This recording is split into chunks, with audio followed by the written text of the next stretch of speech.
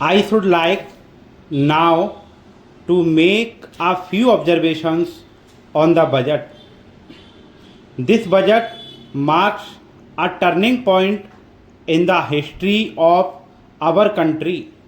It is no use attempting, as some of my friends have done, either to deprecate the budget very strongly or to suggest that we are not witnessing a new revolution in our methods of fiscal training and technique.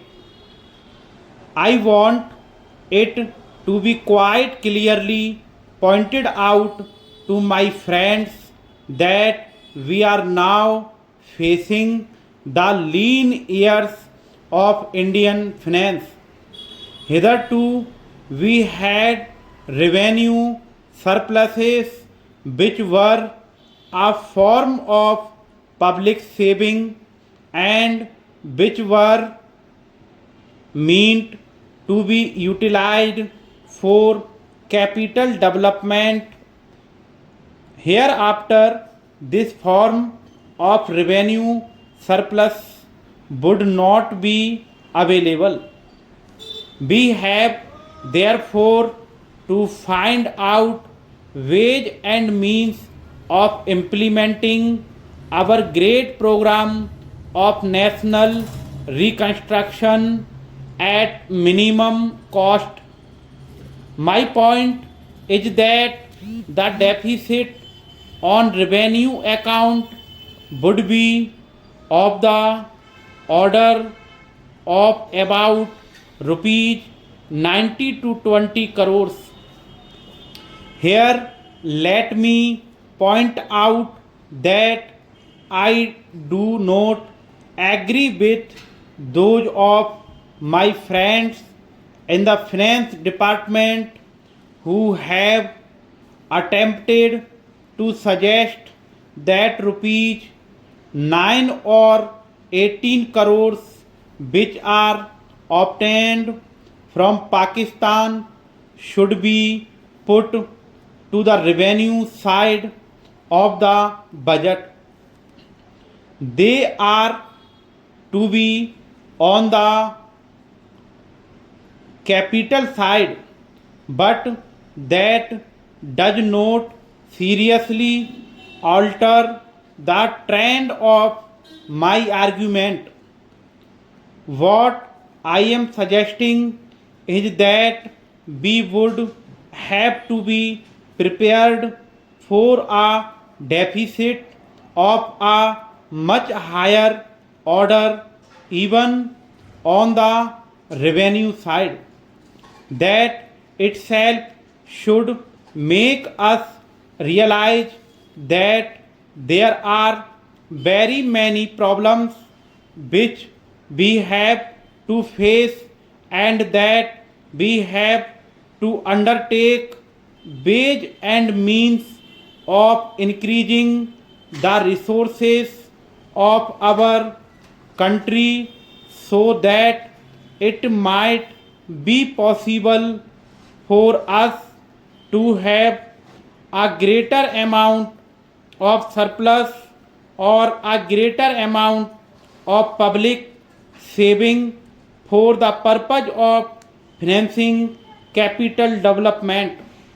The finance minister, in the course of his speech, Mr. Deputy Minister pointed out that the deficits during the past 2 years were of the order of rupees 83 crores. I venture humbly to disagree with him because I feel that when we are talking of deficits, we must take into account the overall deficits incurred by the central government, and that would be of the order of rupees 200 crores. During the years of relatively light expenditure, but we had shortfall of about rupees 200 crores.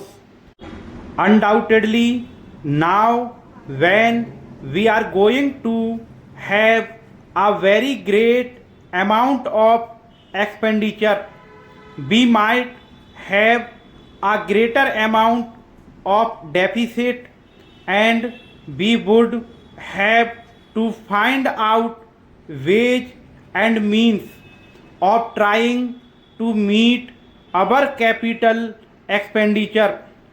Some members have pointed out that deficit financing is good. Others have pointed out that it is poison. One honorable member who preceded me pointed out that it could be taken like a tonic.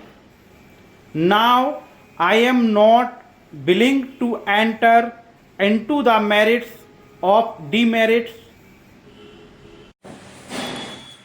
Undoubtedly, now when we are going to have a very great amount of expenditure, we might have a greater amount of deficit, and we would have to find out ways and means of trying to meet our capital expenditure. Some members have pointed out that deficit financing is good. Others have pointed out that it is poison. One honorable member who preceded me pointed out that it could be taken like a tonic. Now I am not willing to enter into the merits of deficit financing or demerits of deficit financing in an academic spirit. The time has now come when we should face realities.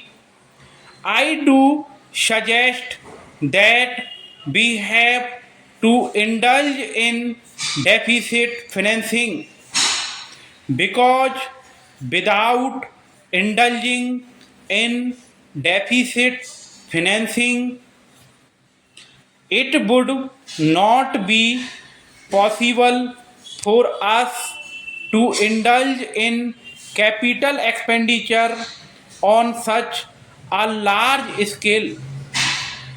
But when we are talking of the scope of deficit financing, I would like to place before the House and the Finance Minister the two great limitations which face us. The first limitation that faces us is that concerning the internal price level, the Honorable the Finance Minister referred to the cost of living.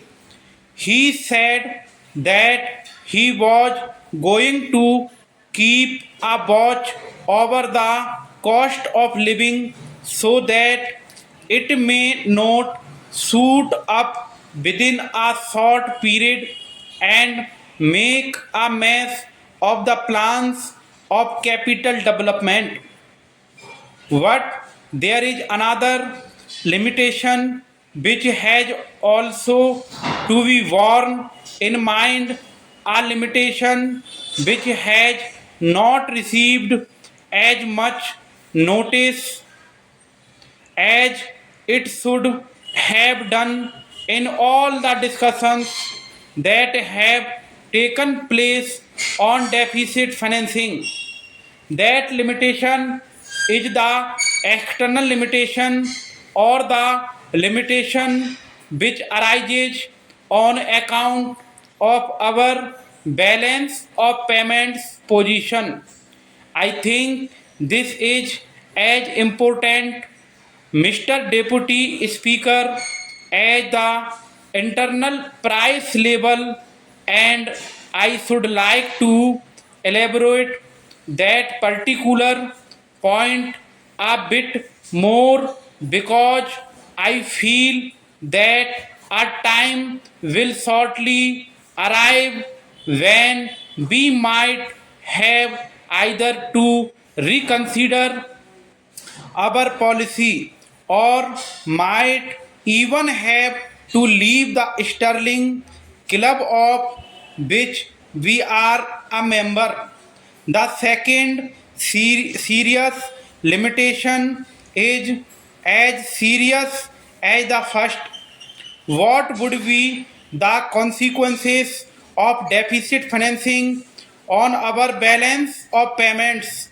The finance minister, in his budget speech, points out that so far as the balance of payments position is concerned, they have now, whether it is by accident or design, a favorable balance, and they have contributed about rupees 63 crores to the dollar pool during the past 6 months.